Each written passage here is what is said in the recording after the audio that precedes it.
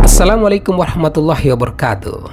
Sahabat suluh muda, dalam sejarah Eropa, abad pertengahan disebut abad kegelapan karena banyak yang berpendapat bahwa periode ini hanya memberikan sedikit kemajuan ilmu pengetahuan dan budaya. Pertempuran gladiator dan perbudakan adalah salah satu contoh terburuk dan sangat menonjol bagi budaya Romawi dan Yunani kala itu. Abad kegelapan adalah abad di mana Eropa mengalami kemunduran peradaban. Sahabat suluh muda, berikut ini kami telah merangkum 4 fakta sejarah abad kegelapan. Apa saja? Check it out.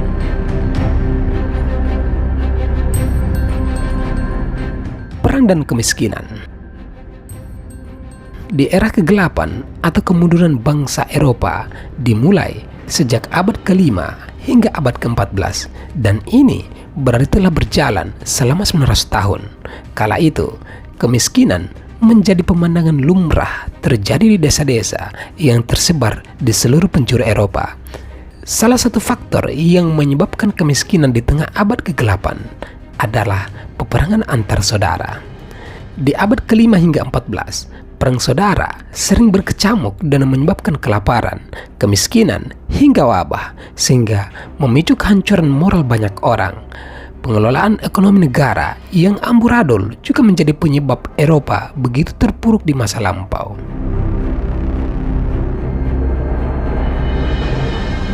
Penyihir, vampir, dan manusia serigala. Kepercayaan akan adanya penyihir menyebar mulai tahun 1400-an di Eropa Barat dan sekitarnya. Dampaknya ada 40 hingga 60 ribu orang yang dihukum mati karena dituduh sebagai penyihir. Britannica dalam lamannya mencatat bahwa sihir, santet, dan guna-guna adalah tuduhan yang sangat serius dan bisa membawa pihak tertuduh kepada hukuman pidana mati.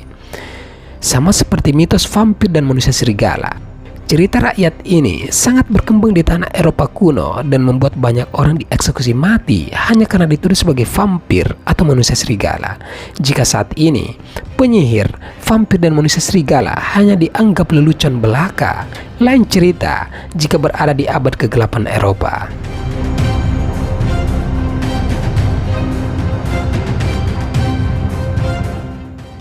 Tokoh-tokoh gereja sebagai otoritas tertinggi. Berdasarkan catatan sejarah, tokoh-tokoh gereja memegang hierarki dan kedudukan mutlak dalam tatanan kehidupan masyarakat bangsa Eropa di kala itu. Sayangnya, ada banyak oknum yang berperilaku korup dan bahkan bertindak sangat otoriter terhadap rakyat. War History Encyclopedia melansir bahwa di era abad pertengahan, gereja memang memegang otoritas tertinggi dan mengatur berbagai sendi kehidupan manusia. Dalam banyak kasus, perintah dari tokoh gereja di saat itu bersifat mutlak dan pantang untuk dipertanyakan.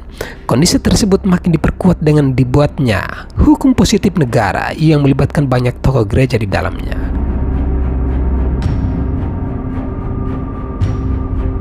Kemajuan besar di dunia Islam. Di antara mitos yang lebih populer tentang abad kegelapan adalah gagasan bahwa gereja Kristen abad pertengahan menekan ilmuwan alam, melarang prosedur seperti otopsi dan pembedahan. Ini pada dasarnya menghentikan semua kemajuan ilmiah. Sementara di abad yang sama, perkembangan ilmu pengetahuan matematika dan sains justru melesat di dunia Islam. Perkembangannya didukung oleh literatur Yunani dan teks-teks kuno lainnya yang diterjemahkan ke dalam bahasa Arab.